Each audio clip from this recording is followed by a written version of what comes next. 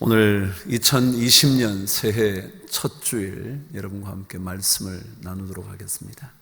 사도행전 마지막 장인 28장 16절에서 31절까지 우리 말씀을 함께 교독을 하도록 하죠. 저와 함께 사도행전 마지막 장의 이야기가 어떻게 끝이 나고 있는지 한번 전체를 쭉 읽어보도록 하겠습니다. 우리가 로마에 들어가니 바울에게는 자기를 지키는 한 군인과 함께 따로 있게 허락하더라.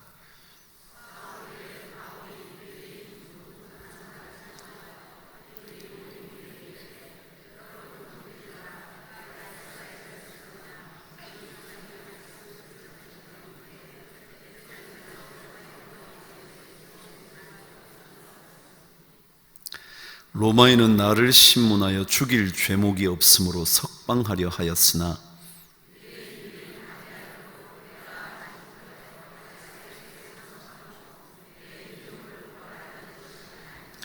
이러므로 너희를 보고 함께 이야기하려고 청하였으니 이스라엘의 소망으로 말미암아 내가 이 쇠사슬에 매인 바 되었노라.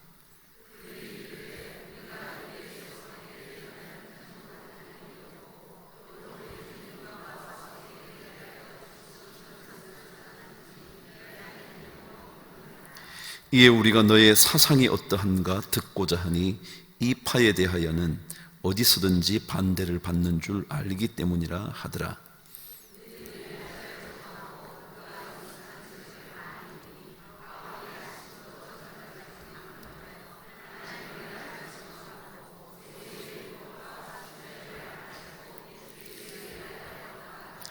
그 말을 믿는 사람도 있고 믿지 아니하는 사람도 있어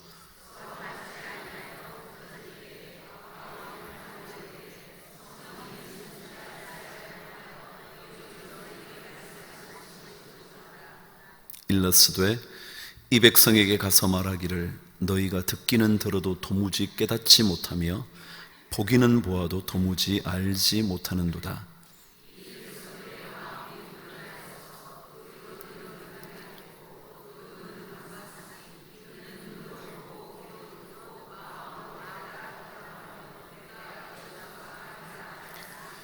그런즉 하나님의 이 구원이 이방인에게로 보내어진 줄 알라. 그들은 그것을 들으리라 하더라.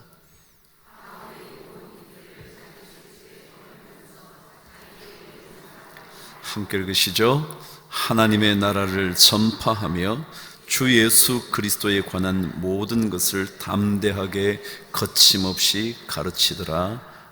아멘. 혹시 양희은이라는 가수를 모르는 분 손 한번 들어봐요. 아니, 그래도 젊은 분들은 모르는 분이 많잖아요. 그죠? 거의 다 아시나요? 우리 젊은 사람도 다 알아요? 우와, 놀랍네요. 양희은 씨는요, 지금 나이가 69세거든요. 그러니까 젊은 사람이 모를 법한데 아신다니 참 다행입니다. 그녀에게 대담자가 질문을 했습니다. 당신은 어떤 가수로 기억되고 싶으십니까? 그러자 양희은 씨가 이렇게 대답을 했습니다. 저는 제 노래와 삶이 일치하는 가수란 그것으로 기억되고 싶습니다. 그녀의 노래와 그녀의 삶이 하나가 되는 가수로 기억되고 싶다고 얘기를 했습니다.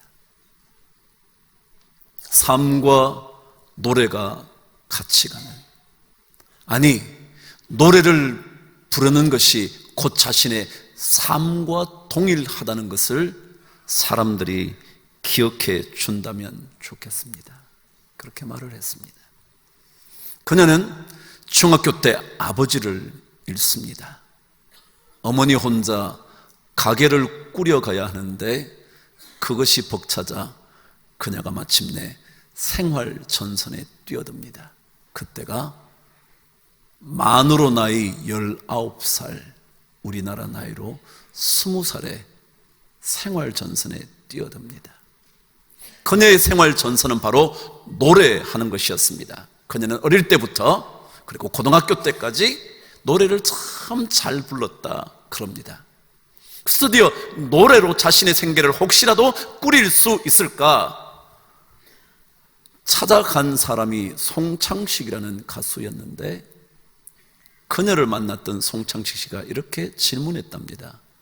왜 노래하려고 하는 거지? 물었답니다. 그래서 양희은 씨가 조금도 주저함 없이 돈 때문에 노래하려고 합니다.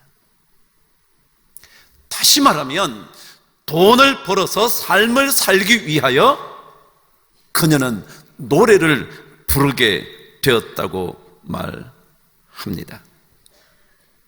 그녀의 가장 대표적인 노래가 뭔지 혹시 기억하시나요? 아침 이슬이라는 노래였죠. 어떻게 시작하는데요? 긴 밤 지새우고 풀잎 마저 맺힌인가요? 뭐라고요? 풀잎마다 맺힌. 어휴, 잘도 하셔요.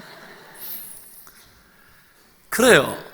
그 노래로 유명해진 가수이죠. 그 노래가 1971년 그녀의 19 나이에 불렀던 노래 데뷔곡이었습니다. 사람들이 다 그 노래가 그녀의 데뷔곡, 그녀를 대표하는 노래로 잘 알고 있죠. 근데 사실은 그녀 스스로 뭐라고 말하느냐면, 내 가수의 인생을 가장 두각 나타나게 한 노래는 상록수라는 노래였답니다. 그 가사는 이렇게 시작합니다. 거칠은 들판에 솔잎을 보라. 돌보는 사람도 하나 없는데.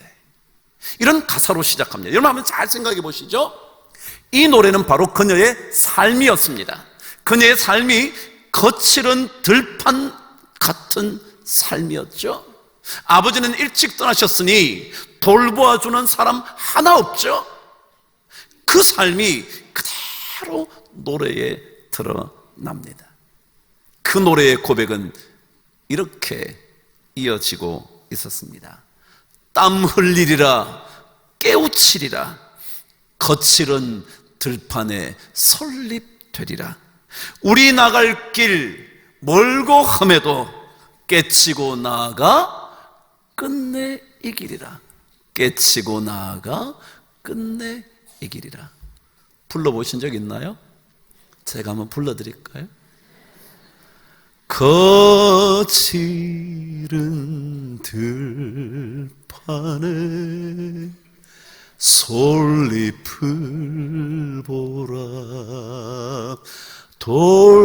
돌보는 사람도 하나 없는데. 그렇잖아요. 아무도 돌보지는 않지만, 그러나 스스로 깨치고 나가서 삶의 고통을 이겨내서 마침내 이겨낼 거다. 가는 길 험하고 멀다 할지라도 그 길 반드시 승리하게 될 거다. 그녀는 그런 노래를 부르면서 삶의 모든 아픔들을 이겨내기 시작했습니다. 그녀가 30세에 난소암에 걸립니다. 그 난소암에 걸려서 투병을 하면서 불렀던 노래가 하얀 목련이라는 노래입니다. 제가 양희은 씨 대해서 너무 많이 알죠? 하얀 목련이 친다라는 곡이 있어요. 그걸 보면 자기는 자기 삶이었다고 생각했다는 거예요. 그 멋지게 흐드러지게 핀 목련이 하나 둘씩 떨어질 때 자신의 인생도 떨어지는 것은 아닐까. 그것을 보면 자기가 생각이 난다는 거예요. 그래요. 양희은 씨는 노래를 부른 것이 아니라 삶을 불러온 거죠. 노래 가락이 아니라 삶의 가락을 그녀는 살아왔던 거죠. 그럼 신앙인의 삶 어떤 걸까요? 어쩌면 여러분과 제가 고백하는 믿음과 여러분의 실제적인 삶과 하나 되는 거 아닌가요? 여러분이 이 자리에서 고백하는 믿음만큼이나 삶의 현장 속에서 예수 그리스도를 고백하는 일치하는 삶이 신앙인의 삶이 되어야 하는 것은 아닐까 생각이 든 겁니다. 마치 양희은 씨가 그녀의 수많은 노래를 부르면서 그것이 삶이기를 꿈꾸었듯이, 아니 그것이 진짜 삶이었는데, 여러분 아침 이슬도요 그런 내용이에요. 긴 밤을 지새우고 났는데 아침 이슬이 맺혀요. 그것처럼 자기도 다시 한번 일어서고 싶은 그 노래 가사가 다 적혀 있는 거죠. 신앙인의 삶이요 어떤 삶일까요? 여러분과 저의 믿음과 여러분과 저의 삶이 일치하는 것, 그게 신앙생활 아닐까요? 이 자리에서의 삶이나 이 자리를 벗어난 여러분의 현장의 삶이, 이 자리에서 고백하는 믿음이 여러분과 저의 삶의 현장에서 그대로 드러날 수 있도록 하는 것, 그게 신앙인의 삶 아니겠습니까? 근데 이런 신앙인의 삶이 보여주는 가장 중요한 특징은 어떤 걸까요?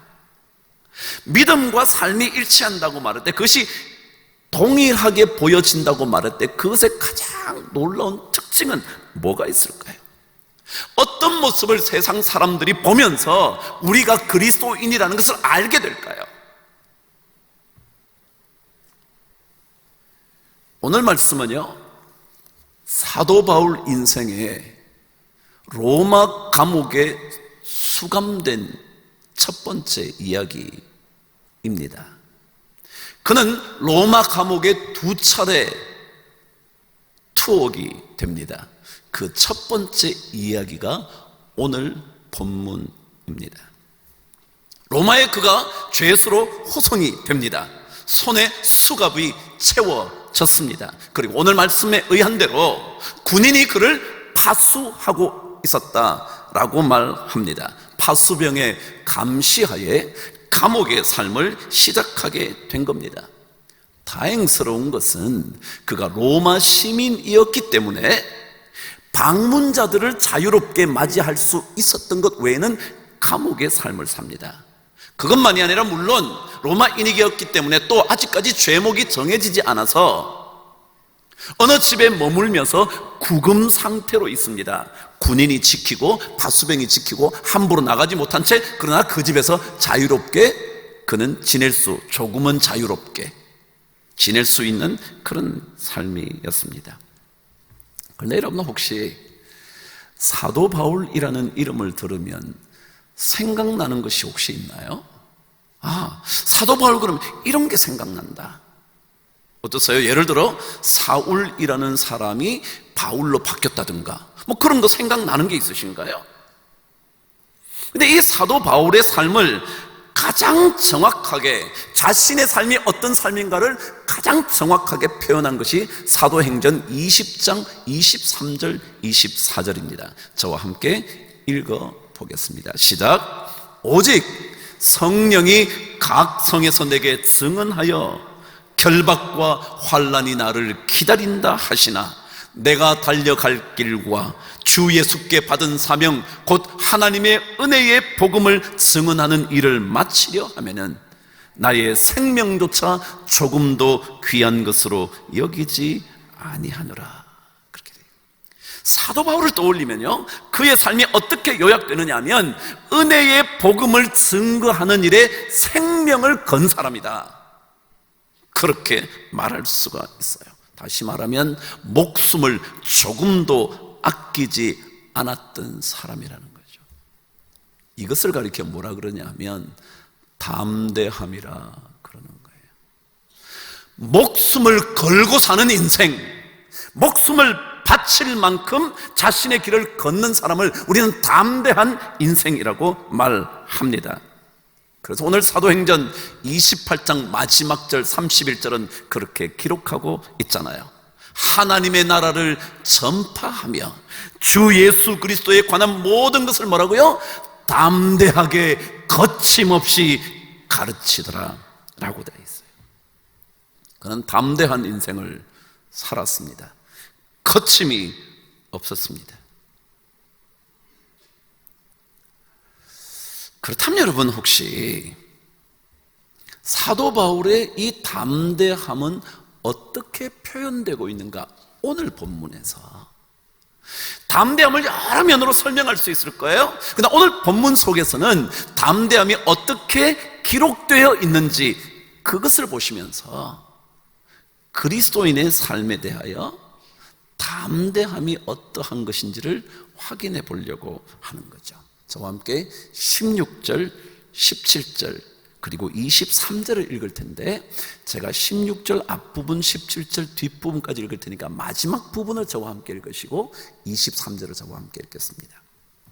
우리가 로마에 들어가니 바울에게는 자기를 지키는 한 군인과 함께 따로 있게 허락하더라. 사흘 후에 바울이 유대인 중 높은 사람들을 청하여 그들이 모인 후에 이르되, 여러분 형제들아, 내가 이스라엘 백성이나 우리 조상의 관습을 배척한 일이 없는데, 시작, 예루살렘에서 로마인의 손에 죄수로 내준 바 되었으니, 23절이요? 바울이, 23절이요? 시작, 바울이, 네, 그게 아니군요. 앞부분인데 또 앞부분 함께 읽으시죠. 시작. 그들이 날짜를 정하고 그가 유숙하는 집에 많이 오니 바울이 아침부터 저녁까지 강론하여 하나님의 나라를 증언하고 모세의 율법과 선지자의 말을 가지고 예수에 관하여 권하더라. 그렇게 되어 있어요. 이게 무슨 말이냐면요, 바울에게서 발견할 수 있는 담대함이 뭐냐 하면, 자신의 처지와 자리와 환경과는 아무런 상관이 없는 담대함이라고 합니다. 지금 사도 바울은 어디에 있냐면 감옥에 있게 됐대요. 군인이 지키고 있어서 자기의 삶이 자유롭지 못한 삶이래요. 그럼에도 불구하고 그는 아침부터 저녁까지 하나님의 나라를 증거하고 모세와 선지자들을 통하여서 예수에 관한 것이 무엇인지를 계속해서 설명했다라는 거예요. 다시 말하면 사도 바울의 담대함은 자신의 사정과 처지와 환경을 뛰어넘고 있는 그것이 담대함이라는 거예요. 감옥이라고 해서 그의 마음이 녹지 않았습니다. 감옥이라고 해서 그의 마음속에 근심이 밀려든 것이 아니었습니다.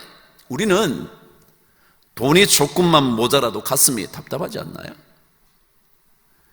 우리는 직장이 좀 번듯하지 않으면 당당하지 못하지 않나요? 자식이 좋은 대학에 가지 못하면 어느 학교 갔는지 말하는 법이 없지 않나요? 우리는 환경에 전부 다 억눌려 삽니다. 그래서 당당하지 못합니다. 남편이 조금 멋진 직장이 아니면 그 남편 얘기하기도 어렵습니다.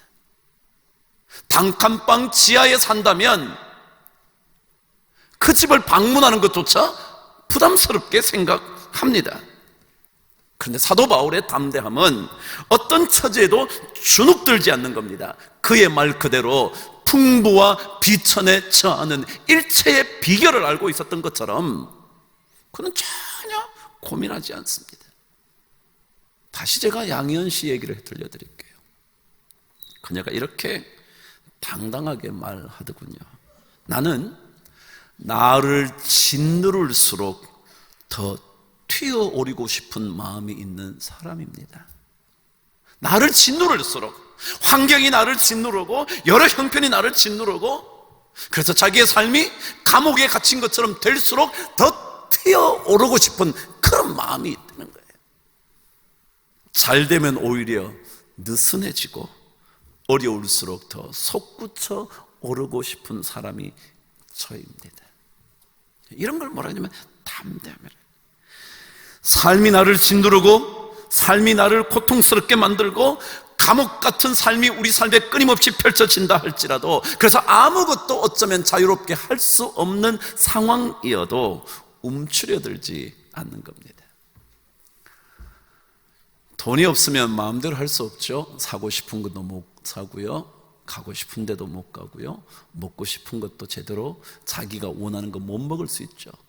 근데 그런 게 아무렇지도 않다는 거예요. 그게 사도 바울이서. 왜냐하면 그는 감옥에 갇혀 있는데도 불구하고 아침부터 저녁까지 하나님의 나라와 그리고 예수 그리스도에 관한 도를 증거했다고 기록하고 있는 것 보면 말이죠. 내세울 것이 없는 인생이라고 담대함을 잃어버리지 말게 되기를 바랍니다. 우리 인생을 옥죄는 감옥 같은 인생이라고 눈물만 흘며 살지 않게 되기를 바랍니다. 예수 믿는 사람들은 담대함을 놓치지 않는 인생이거든요. 제가 얼마 전에 책을 하나 읽었어요. 제목이 세상을 놀라게 하라 라는 책이었어요. 책 제목이 재밌죠? 세상을 놀라게 하라. 근데 그 책은 내용이 뭐냐 하면 우리 그리스도인들이 어떻게 삶으로 그리스도를 보여줄 수 있을까? 여러분과 저의 삶을 통하여 남들이 어떻게 나를 통하여, 나의 삶을 통하여 예수 그리스도를 발견할 수 있을까라는 방법에 대하여 삶의 방식 5가지를 알려주는 책이었습니다. 아주 짧은 책이라 1시간 정도면 넉넉하게 읽을 수 있는 책입니다. 거기는 5가지 생활 방식, 예수를 보여줄 수 있는. 근데 그 첫 번째 원칙을 말하기 전에 서론 부분에 이런 제목이 글이 적혀져 있습니다. 궁금증을 일으키는 삶을 살라라는 것이었습니다. 궁금하게 만든다는 거예요. 우리 예수 믿는 사람들이 세상에서 살 때 남들이 보다가 궁금하다는 거예요. 저게 왜 저렇게 살 수 있는 거지? 도대체 뭐가 그 사람 속에 있어서 저렇게 살 수 있게 되는 거지? 궁금한 거예요. 궁금한 거. 그런 삶을 살아가라는 거예요. 저 사람 예수 믿는다 그랬는데 예수 믿는 것 때문에 저렇게 말할 수 있는 건가? 예수 믿기 때문에 저런 표정을 지을 수 있는 건가? 라는 궁금증을 가지게 하라는 거예요. 세상 사람들은 전혀 할 수 없는 그 일을 예수 믿는 사람이 아무렇지도 않게 함으로써 계속 마음속에 궁금증을 불러일으키는 삶이 되어야 한다는 거예요. 그 책의 내용 중에는 이런 하나 얘기가 있습니다. 율리아누스라는 로마 황제가 칙서를 씁니다. 왜 쓰냐 하면 점점 더 그리스도인들이 그 땅에서 영향력을 넓혀가게 된 것 때문에 두려워지기 시작한 겁니다. 이러다가 저들에 의하여 이 국가가 망하게 되는 것은 아닐까라고 두려워서 칙서를 씁니다. 내용이 이렇습니다. 그 불경한 갈릴리 사람들이 누구죠? 예수 믿는 사람이요. 그리고 자기들이 볼 때는 로마 황제를 섬기지 않으니까 나머지 신들을 섬기니까 이건 불경한 사람들이거든요. 그래서 그 불경한 그리스도인들이 이렇게 산다는 거예요. 낯선 사람에게조차 자선을 베풀고 자국의 빈민만이 아니라 로마인의 빈민까지도 돌보고 있음으로 인하여 영향력을 행사할 수 있는 위치를 점하게 되는 최악의 사태를 맞이하게 되었도다. 로마인 우리가 우리 백성조차 변변히 돌보지 못한다 하니 이건 수치로다 라는 칙서를 쓰는 겁니다. 예수 믿는 삶을 보니까 자기들이 생각하지 않은 삶을 사는 거예요. 자기들은 로마 시민권을 가진 것도 아니고 야만족에 불과한 저들이 어떻게 저럴 수 있을까? 라고 생각이 들었다는 거예요. 감옥 같은 고통인데도 조금도 주눅들지 않는 그리스도인들을 보면서 도대체 어떻게 된 걸까? 자, 그렇다면 문제는요, 이런 담대함이 어디서 오는 거냐, 그죠? 이게 어디서 올까? 저와 함께 23절과 31절 말씀을 읽으면서 한번 묵상해 보죠. 시작. 그들이 날짜를 정하고 그가 유숙하는 집에 많이 오니 바울이 아침부터 저녁까지 강론하여 하나님의 나라를 증언하고 모세의 율법과 선지자의 일을 가지고 말을 가지고 예수에 관하여 대하여 권하더라. 31절이요. 하나님의 나라를 전파하며 주 예수 그리스도에 관한 모든 것을 담대하고 거침없이 가르치더라. 뭐가 발견되느냐면요, 사도 바울은 그 어떤 환경에서도 목표가 하나가 있었어요. 그 목표가 뭐냐면 하나님의 나라를 증거하고 예수 그리스도의 말씀에 관하여 증언하는 이 일, 이 목표 하나가 분명했어요. 좀 더 요즘 말로 얘기하면 목표가 분명한 사람일수록 담대해집니다. 목표가 하나일수록 담대합니다. 이 목표 저 목표 여러 가지를 가지면 가질수록 모든 에너지가 이렇게 흩어집니다. 그러니까 담대해질 수가 없습니다. 돈에 대해서도 자기가 강조한다면 돈이 없으면 어렵습니다. 그러니까 담대해질 수가 없습니다. 그런데 나머지 모든 것들을 접어두고 하나만을 추구할 때 그는 용감해진다는 거예요. 사도 바울은 그 하나가 뭐냐면 하나님의 나라를 전파하고 예수 그리스도에 관한 은혜의 복음을 전하는 그 목표 하나만 갖고 있었습니다. 그것 때문에 그는 거리낌이 없습니다. 조금도 주저할 것이 없습니다. 사도 바울이요, 디모데에게 적어준 편지가 두 편이 있죠. 디모데 전서, 디모데 후서요. 근데 이 디모데 후서는요, 언제 적혀진 편지냐 하면 사도 바울이 두 번째 로마 감옥에 갇혔을 때 적은 편지입니다. 근데 이 두 번째 감옥에 갇힌 그가 로마에서 마침내 죽임을 당합니다. 그러니까 로마 두 번째 감옥에서 죽음을 맞이하게 되는 거죠. 그래서 이 편지는 사도 바울이 죽기 전 마지막 편지라고 봐도 되는 거예요. 근데 그 편지에서 디모데 후서에서 어떻게 디모데에게 말하느냐면 4장 2절에 이렇게 기록합니다. 시작. 너는 말씀을 전파하라. 때를 얻든지 못 얻든지 항상 힘써라 그럽니다. 디모데에게 자기가 지금 죽음을 눈앞에 두면서 뭐라고 그러냐면, 야, 너 어떤 때를 만나든지 예수 전해야 돼. 왜냐하면 사도 바울에는 한 목표밖에 없잖아요. 죽음이 눈앞에 있어도 그건 문제가 아니에요. 목표를 향하여 가는 거거든요. 그래서 그는 죽음을 눈앞에 두고도 디모데에게 편지를 쓰면서 너는 말씀을 전파하라. 하나님의 나라와 예수에 관한 도요, 그것을 전파하라. 때를 얻든지 못 얻든지 항상 힘써라 그러는 거예요. 목표가 하나인 사람은 강력합니다. 삶의 모든 것이, 삶의 모든 자리가, 삶의 모든 환경이, 내게 주어진 모든 것이 복음, 예수와 연결되어 있는 사람은 강력합니다. 일터에서도요, 직장이 좋고 나쁘고를 고민하는 게 아닙니다. 이것을 통하여 혹시라도 예수를 볼 수 있게 만드는 방법이 뭘까? 그러면요, 그 자리에서 예수를 보이기 위하여 그 일에 열심을 냅니다. 그거 담대한 거죠. 우리 나흘 동안 임 선교사님이 집회했잖아요. 거기서 첫날 그분이 강조하신 게 그거예요. 모든 것이 하나님과 연결되도록 하라. 그게 관상이라는 거다. 관상. 얼굴 관상 보는 게 아니고요, 깊이 묵상하는 게 뭐냐 하면 늘 하나님과 연결되게, 일을 해도, 돈을 벌어도, 가르쳐도, 의사가 치료해도 무슨 일을 해도 그것이 하나님과 연결되도록 하는 목표 하나.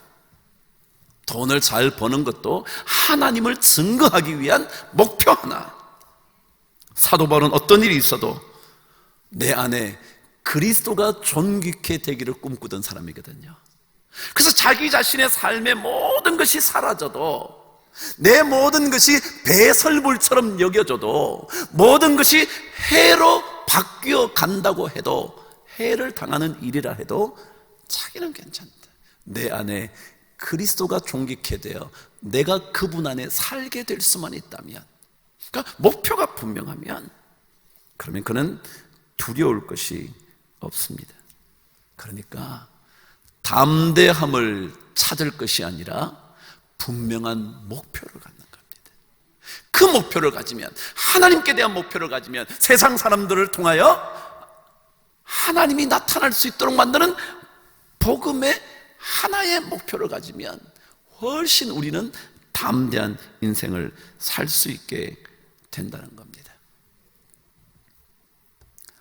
베토벤 얘기하고 말씀을 마칠까요? 베토벤은요, 다른 음악가들보다 훨씬 더 초상화를 많이 남긴 사람입니다.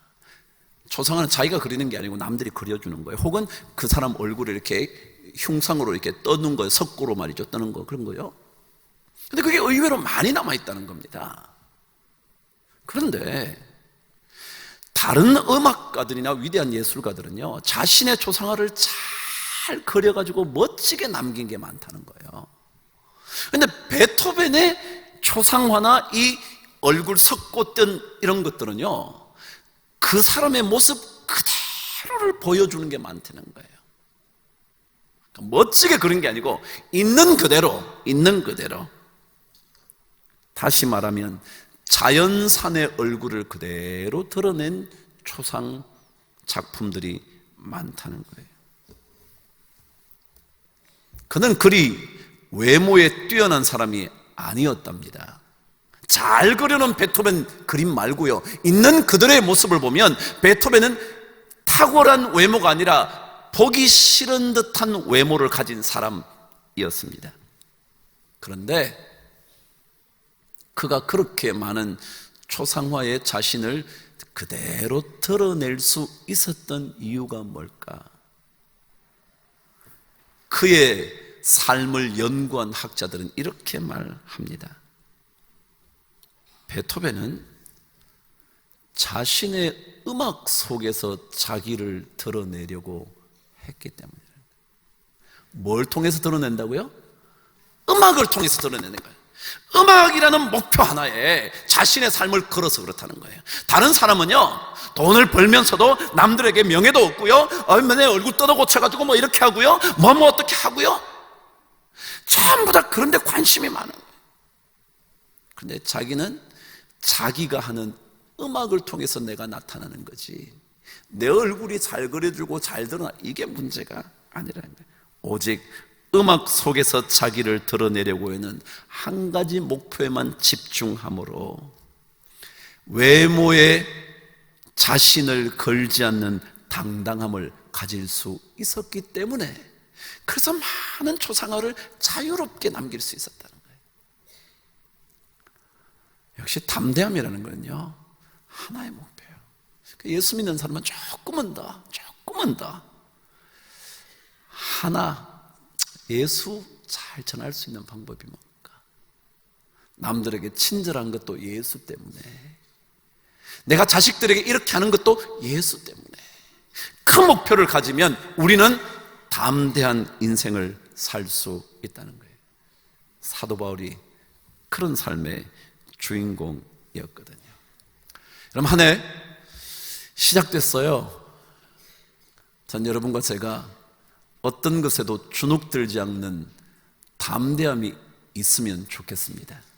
그것이 예수 때문이라면 최고일 것 같아요. 그래서 원래 우리 주제가 담대하게 오직 예수, 그러는 거예요.